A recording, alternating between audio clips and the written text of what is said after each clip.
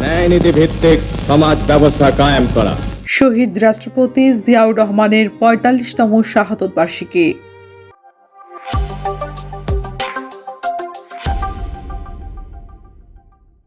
৩০ মে বাংলাদেশের রাজনৈতিক ইতিহাসের এক বেদনাবিধুর দিন।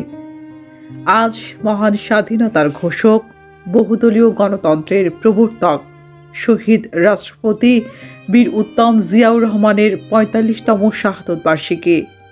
গভীর শ্রদ্ধায় স্মরণ করছি তাকে। ১৯৮১ সালের এই দিনে চট্টগ্রাম সার্কিট হাউসে এক সামরিক অভ্যুত্থানে নিহত হন তিনি। মাত্র ৪৫ বছর বয়সে তার জীবনাবসান ঘটলেও বাংলাদেশের ইতিহাসে তিনি রেখে গেছেন এক গুরুত্বপূর্ণ অধ্যায়। মুক্তিযুদ্ধে একজন সেক্টর কমান্ডার হিসেবে সাহসিকতার পরিচয় দেওয়ার পাশাপাশি স্বাধীনতা সংগ্রামের গুরুত্বপূর্ণ মুহূর্তে স্বাধীনতার ঘোষণা পাঠের জন্য তিনি দেশের ইতিহাসে বিশেষভাবে স্মরণীয় হয়ে আছেন। জেড ফোর্সের অধিনায়ক হিসেবে রণাঙ্গনে নেতৃত্ব দিয়েছেন সামনে থেকে। রাষ্ট্র পরিচালনার দায়িত্ব গ্রহণের পর তিনি কৃষি, শিল্প, শিক্ষা ও গ্রামীণ উন্নয়নে নানা উদ্যোগ গ্রহণ করেন।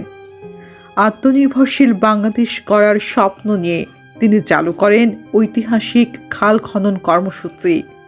১৯৭৭ সালে শুরু হওয়া এই স্বেচ্ছাশ্রম কর্মসূচির মাধ্যমে সারা দেশে প্রায় ১,৪০০টি খাল খনন ও পুনর্খনন করা হয়।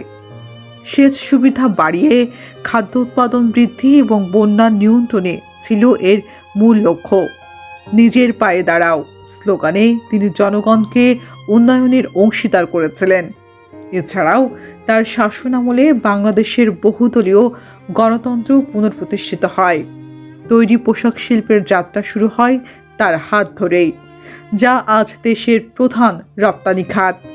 মধ্যপ্রাচ্যের জনশক্তি রপ্তানি শুরু, সার্ক গঠনের উদ্যোগ, গ্রাম সরকার ব্যবস্থা, শিশু কিশোর সংগঠন প্রতিষ্ঠা এবং নারী শিক্ষা সম্প্রসারণে তিনি বিশেষ ভূমিকা রাখেন। কৃষিতে সবুজ বিপ্লবের সূচনাও তার সময়ে।